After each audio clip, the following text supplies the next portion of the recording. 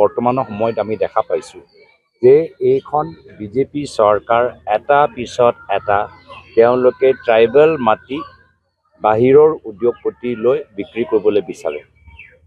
মই জানিবলৈ বিচাৰোঁ যে তেওঁলোকে মাত্ৰ বড়ো কাৰ্বি মানুহ আৰু আমাৰ ডিমাচা মানুহৰ মাটিহে পাইছে নেকি বিক্ৰী কৰিবলৈ উদ্যোগপতিলৈ?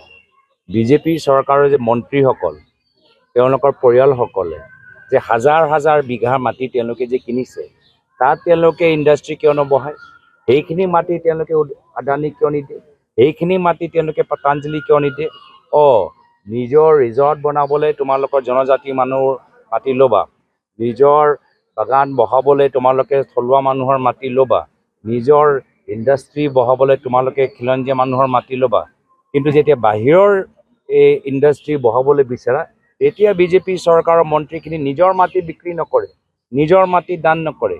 তেতিয়া থলুৱা খিলঞ্জীয়া বিভিন্ন জনজাতিৰ মানুহৰ ওপৰত হেঁচা প্ৰয়োগ কৰি যি ট্ৰাইবেল মাটি যি ফৰেষ্ট ৰাইট এক্টৰ অধীনত সংৰক্ষিত হৈ আছে, সংৰক্ষণ পাই আছে, 6 Schedule এক্টৰ অধীনত সংৰক্ষণ পাই আছে, প্ৰটেকশ্যন পাইছে, সেইখিনিয়ে মাটিৰ ওপৰত তোমালোকৰ চকু। তো আমাৰ মানুহবোৰ ক'ত থাকিব?